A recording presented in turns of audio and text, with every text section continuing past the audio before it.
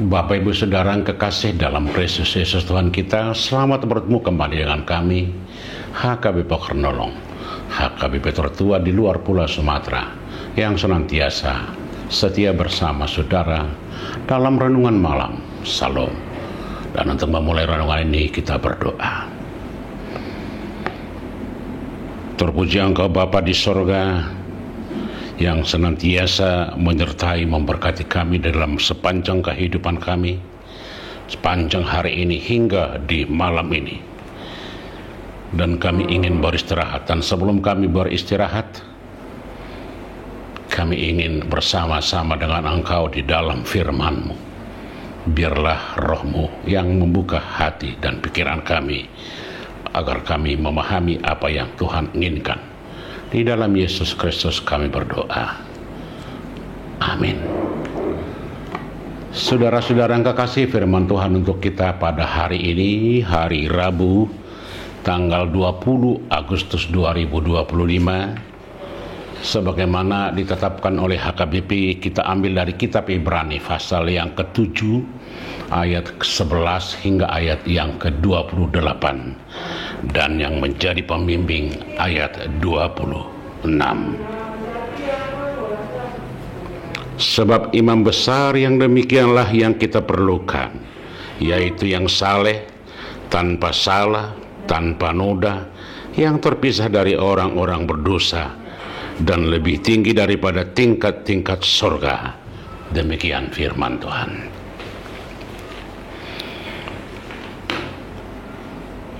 Saudara-saudara yang kekasih dalam Kristus Yesus Tuhan kita, sebagaimana kita baca dalam Alkitab, karena dosa ada banyak penghalang yang mempertemukan kita dengan Tuhan. Terjadi permusuhan akibat pemberontakan dan pelanggaran hukum Tuhan yang telah ditetapkan dari semula. Karena itu pada awalnya dosa membuat kita terpisah dan jauh, dan bahkan tidak bisa bertemu dengan Tuhan. Karena itulah diperlukan perantara bagaimana mempertemukan manusia kepada Sang Penciptanya. Itu kita bisa baca sejak bangsa Israel keluar dari Mesir. Allah menetapkan melalui hukum-hukum yang diberikan kepada Musa bahwa untuk bertemu dengan Tuhan harus melalui perantara, yaitu yang diangkat menjadi imam-imam. Karena itu imam berfungsi sebagai pengantara antara manusia dengan Tuhan. Ketika manusia melakukan kejahatan dan dosa dan pelanggaran, lalu imam-imam di bait Allah bertugas untuk memberikan korban persembahan, korban penghapusan dosa, korban pengampunan. Itu artinya ada jarak antara manusia dengan Tuhan. Manusia tidak bisa bertemu dengan Tuhan kecuali ada orang-orang tertentu sebenarnya, yaitu sebagaimana kita temukan dalam Alkitab, bagaimana Tuhan langsung berbicara kepada nabi-nabi dan kepada raja-raja yang Tuhan angkat menjadi perantara juga untuk menyampaikan pesan dan menyampaikan apa yang Tuhan inginkan. Tetapi untuk menyampaikan permohonan, minta keampunan, minta kelepasan dari dosa, manusia atau orang-orang Israel harus memberikan atau menyampaikannya melalui para imam-imam. Hal seperti itu berlangsung seterusnya hingga kedatangan Yesus. Dan itulah yang disuarakan oleh penulis Ibrani di sini. Sebagaimana kita ketahui, jemaat Ibrani adalah berlatar belakang Yahudi dengan konsep-konsep agama Yahudi. yang dimana tidak ada seorang pun orang Yahudi yang bisa berhubungan dengan langsung dengan Tuhan kecuali melalui para imam-imam. Imam mempunyai peran yang sangat penting dan sangat berpengaruh di tengah-tengah peribadatan dalam seluruh gerak kehidupan orang-orang Yahudi atau orang-orang Israel ketika mereka beribadah kepada Tuhan di bait Allah atau di mana saja. Karena itu penulis Ibrani mengangkat pemahaman itu dan bagaimana dia memberikan imam yang sebenarnya, yang imam yang paling besar adalah Yesus yang telah datang ke dunia.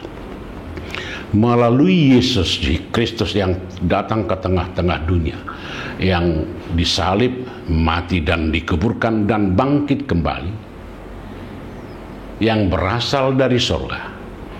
Itu berarti bahwa peran imam-imam di bait Allah tidak berlaku lagi, sebab Yesus menjadi perantara, penyambung, pembawa yang mempertemukan kita dengan Tuhan. Kemudian daripada itu lebih besar dari pemahaman seperti itu. Kalau dalam konsep orang-orang Ibrani, orang-orang Yahudi, setiap kita melakukan pelanggaran dosa, setiap orang untuk meminta pengampunan dosa, dia harus selalu datang mempersembahkan korban penghapusan dosa. Bisa setiap hari atau setiap minggu atau setiap waktu. Dan itu berulang-ulang terus dilakukan untuk meminta keampunan dosa. Tetapi di dalam Yesus itu tidak lagi, karena Yesus sendiri yang menjadi korban itu. Bagaimana dalam konsep pemahaman perjanjian lama setiap memberikan korban persembahan atau korban penghapusan dosa harus dikorbankan, apakah itu domba, apakah itu kambing, apakah burung. Itu artinya ada tumbal, ada korban yang harus dikorbankan. Tetapi di dalam Yesus itu bukan lagi berbentuk binatang, tetapi sudah langsung Yesus sendiri yang menjadi korban. Dan korban itu tidak berulang-ulang, tetapi sekali untuk selama-lamanya. Kemudian penulis Ibrani berkata, kalau dalam pemahaman, dalam ajaran agama Yahudi, imam yang mempersembahkan korban untuk meminta keampunan dosa adalah orang-orang biasa, orang-orang yang sama seperti kita, yang diangkat oleh hukum Musa menjadi pelaksana peribadatan di tengah-tengah bait Allah. Dan mereka tidak pernah luput dari dosa, dari kesalahan, karena bagaimanapun tidak ada manusia yang sempurna, tanpa celah, tanpa noda. Tetapi imam yang satu ini, yaitu Yesus Kristus, bagi penulis Ibrani adalah tanpa noda, tanpa cacat. Dia yang suci, dia yang bersih. Itu artinya imam yang mempertemukan kita dengan Tuhan, dengan Allah Bapa, adalah imam yang diri sendiri menjadi korbannya, yang menjadi persembahannya. Kemudian imam itu adalah, persembahan itu adalah tanpa nada, yang mempersembahkan persembahan itu adalah tanpa noda, tanpa celah, tanpa kejahatan, tanpa hal-hal yang buruk dalam dirinya. Karena itulah penulis Ibrani atau kita mengajak kita sekarang, kalaupun ada ritual-ritual korban penghapusan dosa, meminta keampunan, meminta kesembuhan dalam pemahaman perjanjian lama, itu dilakukan oleh orang-orang atau oleh para pelaku-pelaku peribadatan di bait Allah, yaitu imam-imam. Tetapi di dalam Yesus semuanya dirangkum, disatukan. Yesus sendiri yang menjadi korban, Yesus sendiri yang menjadi imamnya, yang mempertemukan kita dengan Bapa di surga. Maka dari itu ada hal yang sangat luar biasa perlu kita pahami di sini, bahwa ketika Yesus menjadi imam, yang berarti Yesus adalah datang dari Allah sendiri, dari atas. Dan dengan demikian, yang dari atas itulah yang bisa mempertemukan yang dari dunia ini kepada yang di atas. Imam-imam di perjanjian lama hanya mempersembahkan korban, hanya meminta keampunan. Tetapi imam yang di dalam Yesus Kristus, dia sendiri yang memberi pengampunan, dia sendiri yang membawa, dia sendiri yang mempertemukan kita dengan Tuhan. Karena itu Bapak Ibu Saudara, kalau hari ini kita beriman kepada Yesus, itu artinya Yesus telah mempertemukan kita dengan Bapa di sorga. Dengan demikian, Bapa di sorga selalu menjadi Bapa kita yang membimbing, mengajar, dan untuk memberkati kita. Biarlah kuat kuasa Yesus, atau pengorbanan Yesus, atau apa yang telah dilakukan Yesus, itu menguatkan, membawa kita untuk bertemu kepada Sang Pemilik segala sesuatu, agar kita menjadi anak-anaknya. Amin. Kita berdoa. Kami bersyukur kepadamu Tuhan untuk anugerah-Mu yang tidak boleh kami nilai di dalam diri Yesus Kristus, yang menjadi korban persembahan untuk penebusan dosa kami dan untuk mempertemukan kami dengan Engkau.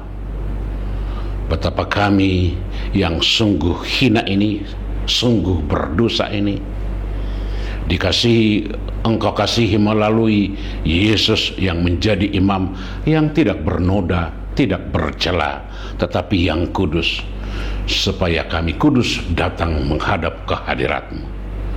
Biarlah kuasa Roh-Mu yang membersihkan, menguatkan kami untuk melakukannya, agar hidup kami juga Engkau pakai untuk menjadi korban-korban demi kemaslahatan, kedamaian, kebahagiaan seluruh umat manusia. Terima kasih, hanya di dalam Yesus kami berdoa. Amin. Anugerah Tuhan kita Yesus Kristus, kasih setia Allah Bapa, dan persekutuan dengan Roh Kudus kiranya menyertai saudara-saudara sekalian. Amin.